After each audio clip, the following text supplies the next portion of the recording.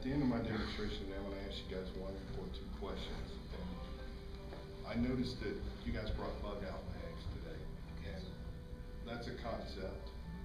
That concept works only when you have the ability to walk for a distance.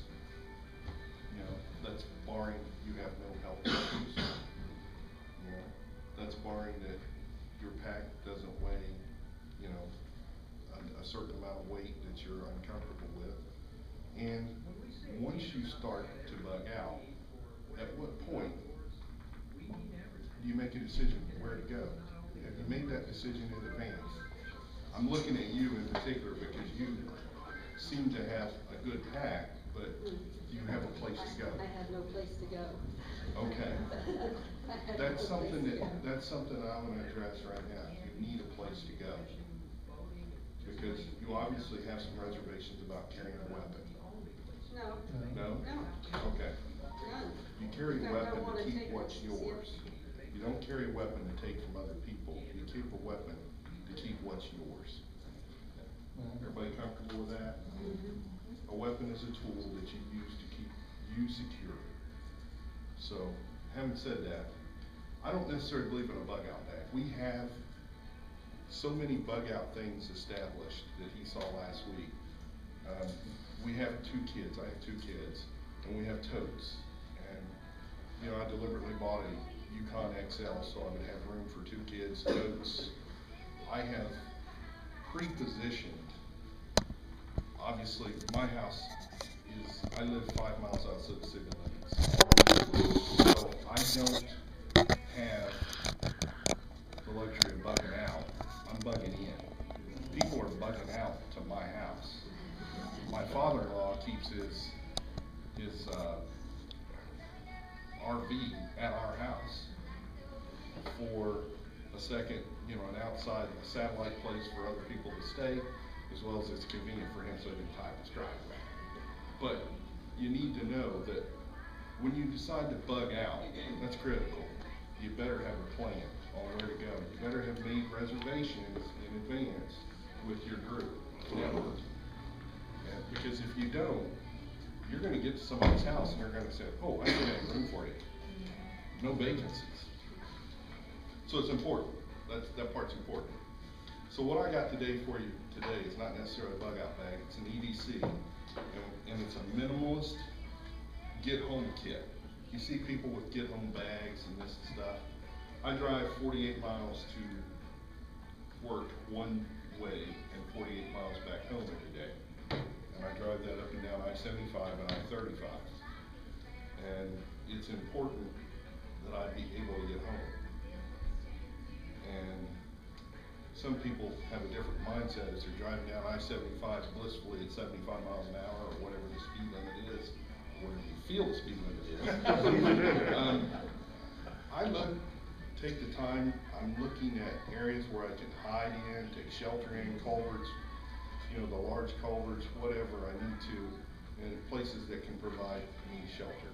You know, a 48-mile hike is just over 1 day for me. I can do about 30 miles a day. I'm a very accomplished backpacker and a day hiker, and you know, most of my gear is Mountain Smith, and you know, so all of my water purification stuff is MSR. I have titanium stoves, and I incorporate all of that now into my bug out or, you know, evacuation kit. And the only way I'm evacuating is if there's a fire, a chemical spill, something that forces me to leave my home. Okay. So some of the things I carry on a daily basis, I carry a Maxpedition setup, and this is their largest pack. It's an EDC, it's for everyday carry. And well, the reason I chose the largest one, it'll actually take on a full-size laptop computer, but you can sling this over the back of your headrest in your car or truck. And I drive around all day in Montgomery County with a service truck. So it's important to me that I have everything I need in this bag. Up here, this is called a Janus extension pack. I'm a full-blown diabetic, insulin dependent. I keep my meter my strips, my stick, my poker thing. I also keep, I'm on a pump, but I also keep a pressurized insulin pen with the needles and some stuff to keep in case my pump should fail via battery or just mechanical failure. On the outside, of course, you got your cell phone. I keep this carabiner knife here that's fairly sharp, and I usually consider that open seat belts in case I'm stuck inside a vehicle. On a daily basis, I usually carry a Benchmade, well, this is the Benchmade bone collector here, and it is fairly formidable. It's very thick, it's very heavy, but it doesn't open as quickly as I want. For that, I have a Spider Coach or Zolo Custom, and they're both very good knives, and he is right, they are pricey at best. This one was, I think, $1.25 over at Old English, and the Zolo Custom, when I bought it 15 years ago, was about $1.50. So, you know, this pocket is specifically for holding a firearm, and I carry a Walther PK380. It's a polymer frame. I also have a laser for, you know, hitting what I aim at in expedient fashion. You know, and I carry an extra mag. This bag is equipped for an extra mag down here, and it has a holster in here that Velcros in. Also back here is a separate pocket for an extra mag, which I'm not carrying any ammo today, not because I just don't want to scare the bejeebers out of everybody. Across the front, we got a tool kit. I've got a small sewing kit, 2 chem lights, some 550 cord, some 150 cord, both of which are OD green or camouflage. I've got a Leatherman wave tool with a separate nut driver kit on it, or bit driver kit. I've got the bits and the nut drivers here.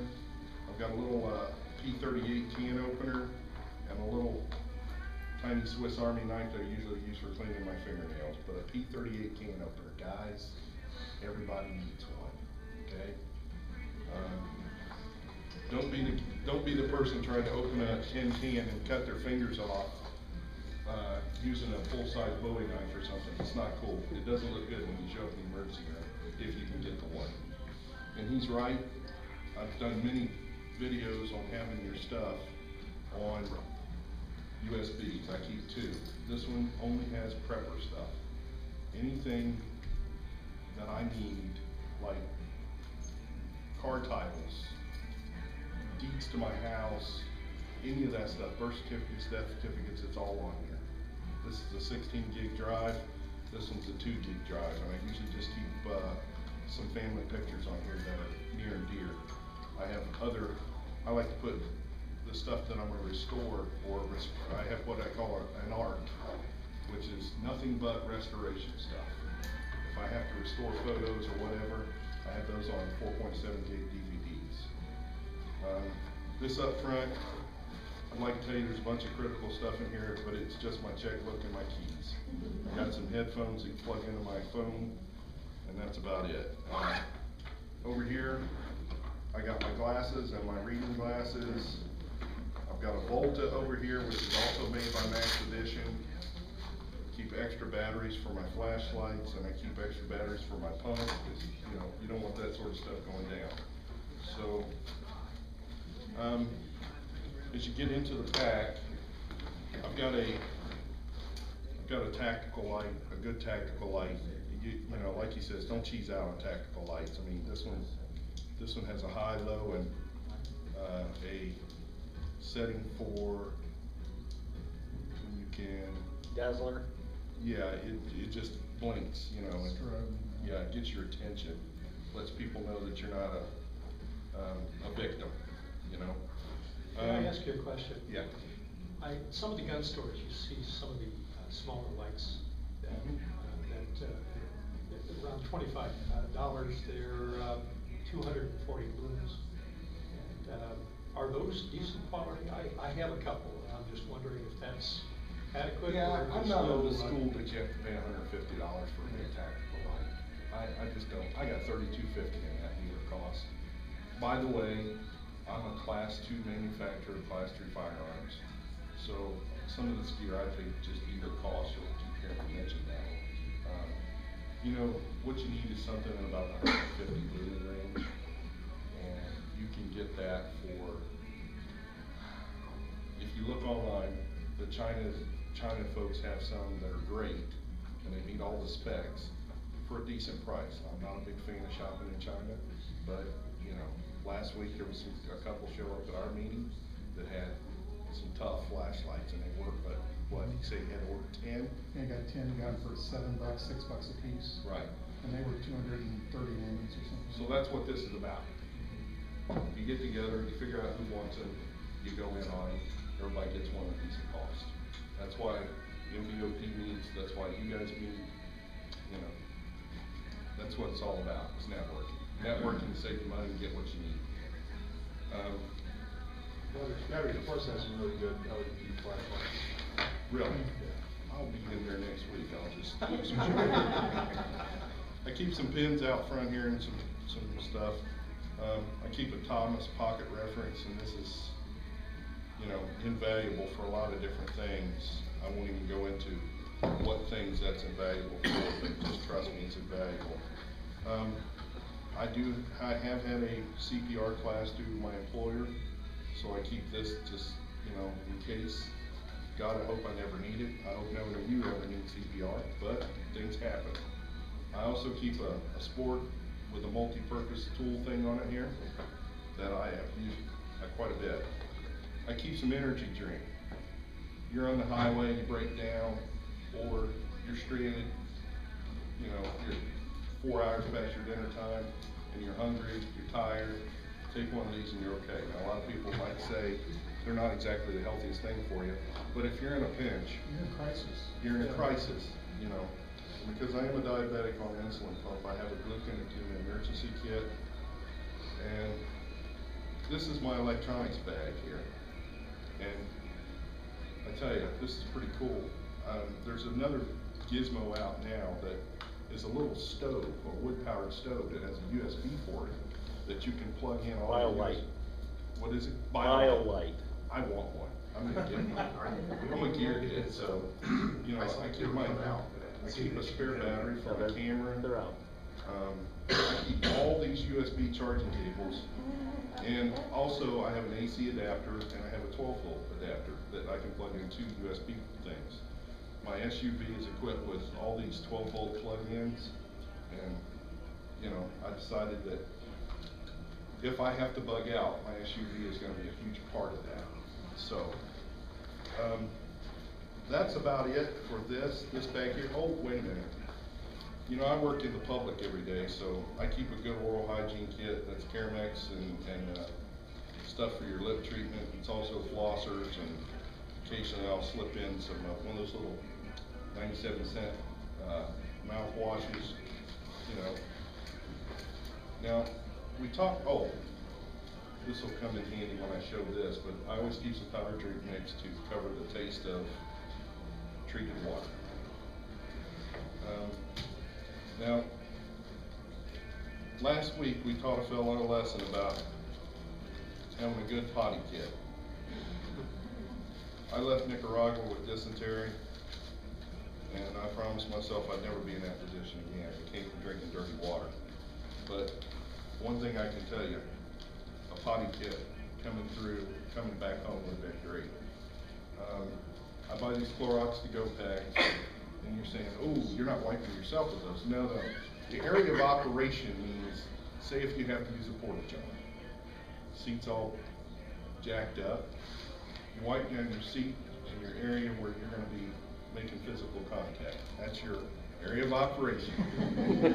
And then you use some toilet seat covers, you get it all good and damp, and then these toilet seat covers stick real well. How many times have you gotten a toilet seat cover down there and it wants to fall inside, carry on? Well, you dampen it up first, and you put the toilet seat cover down, right? So, you protect yourself, it's another barrier, and then of course you don't leave home without the wet wipes, and you're thinking, well, what are you taking care of your business with? Well, the Chinese consulate sells this stuff from Coleman that's just toilet paper wrapped up in in a hard shell case so it doesn't get wet or mangled up, you know. And for anybody that doesn't know, the Chinese consulate I refer to as Walmart. Oh. So, that's what I keep in my EDC, and my EDC works in conjunction with another box. I'm on the road. Oh, one big thing.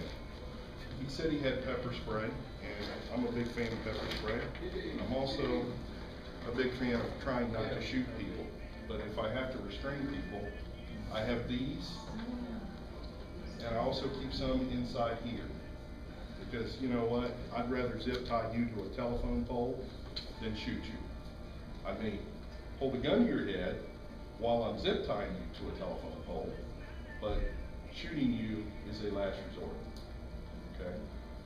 That's a lot of paperwork and a lot of, you know, trauma mentally and all that crap. But it's also another item that you can use to help make a temporary makeshift shelter too, so it's multi-use. They have many uses other than zip tying people to telephone poles.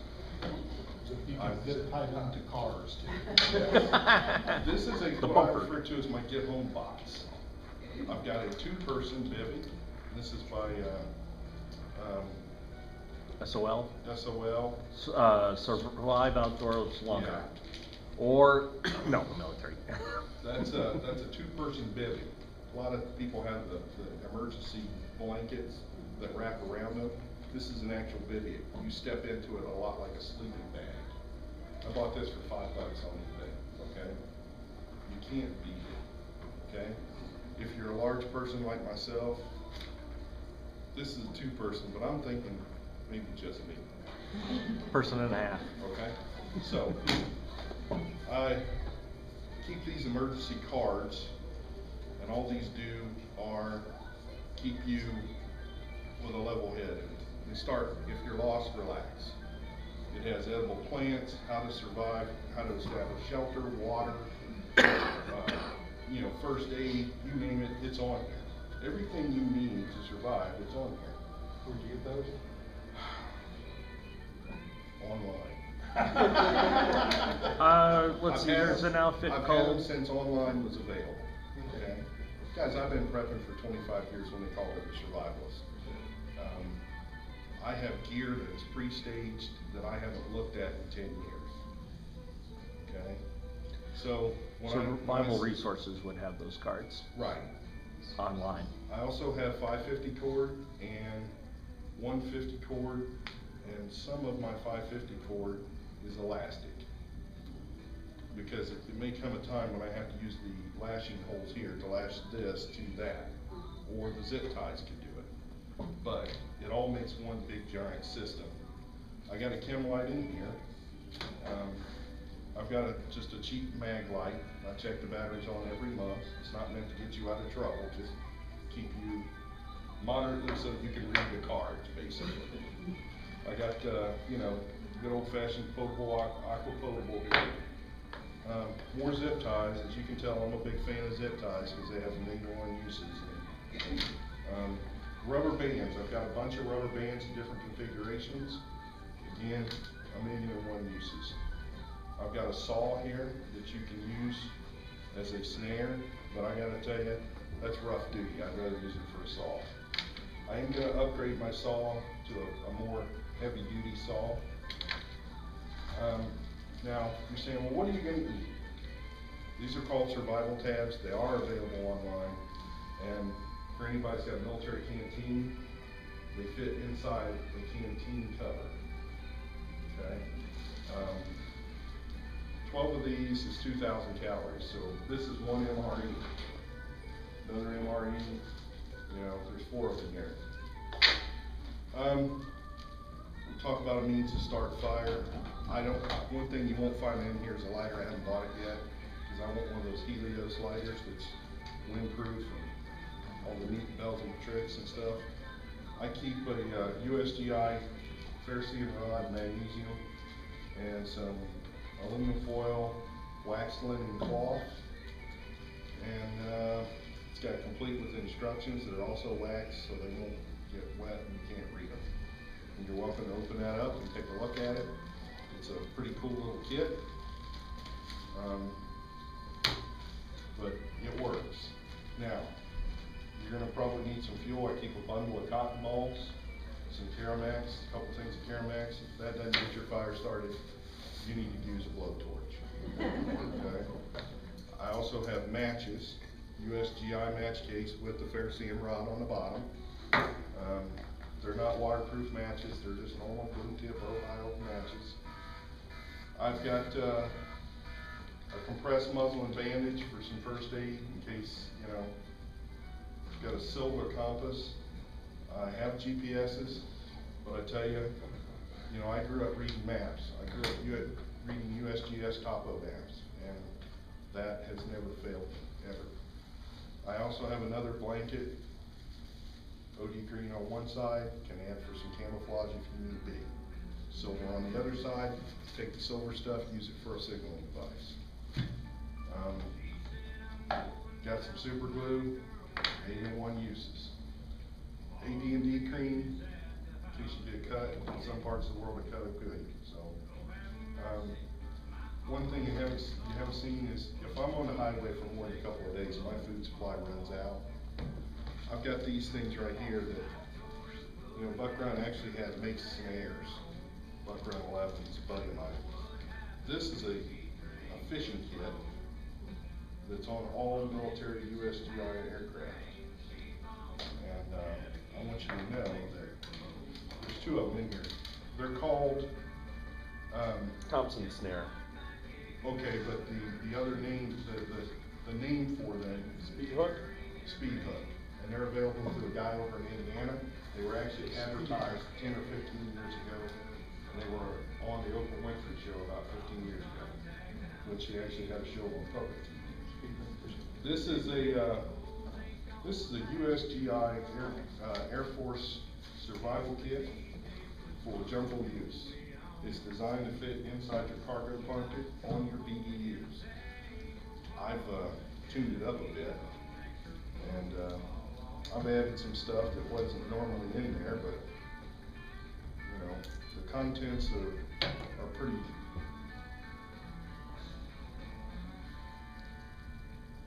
Well, let's just get into it. Doesn't seem like it wants to come over.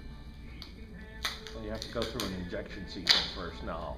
Okay. Yeah, I have some. I've added some sutures, some full-blown sutures. I've added. Well, it comes with some gauze and comes with M&Ms, some stuff for an eye wound. Like I said, it's anything you would need if you were stranded in the jungle. And I've actually added stuff to it. Got some 5/0 self here, and you can use, God forbid, but you can use your Leatherman tool for a driver. Okay? If you guys have ever been in a third world country, sometimes, you know, the local doctor might be 300 kilometers away, and he might not be so good. Well, if things happen and they go badly in this country, we may be at a third world country level. So, this is just an addition to whatever's in here. I thought it would be a neat addition because I could dump all this stuff out and put this in my pants, you know, in my BDU pants. Because I wear a lot of tactical pants a lot, and I can just throw this in my cargo pocket, you know, whether they be military or civilian, you know, pants. And you know, guys, you put these two items together, you're going down the highway and you break down, you're gonna be okay. It's a minimalist kit. There's not a lot of weight here. And that's what I want to talk to anybody who's got a bag. There's not a lot of weight. You can move quickly. You can, you know, you're not gonna wear yourself out moving. And God forbid, you do have to become an armed, if it become an armed situation, and you have to hide or hunker down, can you move very fast with those bug out bags, you know? Our bug out bags are totes. They're just totes. And because we don't have any intention of moving very fast, you know what I'm saying? It's gonna be a very deliberate action. But what you see here is to get you home safe every night, or every other night, or whatever the case may be. It's not designed for a long-term situation, you know what I'm saying? It's designed at best to get me to one of my caches. And my caches, you know, also in my SUV, I keep an arm response kit, which consists of a bulletproof, it's a black water vest with mag pouches and bulletproof panels and that sort of thing. I've got an M4 carbine and, you know, 6 or 7 mags, pistol, and 3 or 4 mags for it. God forbid I need an armed response kit on the way home. You know, I hope I never need that. No, I hope I never need any of this. You know, that's not gonna make for a great night. None of this stuff's gonna make for a great night. It's gonna keep you alive. That's what's important. You're gonna be able to move quickly. You're gonna be able to hide. It's all green. It's all neutral colors. You're gonna be able to move quickly. You're gonna be able to duck into places. You know, that's what it's all about. And yeah, we are a little more military, or a little more tactical. You know, I got 2 kids now, and they came through no water added. They just instant, there they are. So now I have to plan a whole new. Bugging out's not easy when you got 2 kids, 7 and 11. That's not easy. You know, one is kind of a princess. And she needs her entourage, or, you know, her travel ensembles, and that's, you know, so I'm gonna leave this out here, guys. Knock yourself out. You know. But you know, I think we're seeing a theme here. Some people have bags that are planning to get back to their preps. Some people have bags to get away from. You gotta have a plan. Don't be a sheep. Don't be part of the sheeple. Be a sheepdog or be a wolf if you have to, but everybody needs to have a plan. You gotta start formulating this.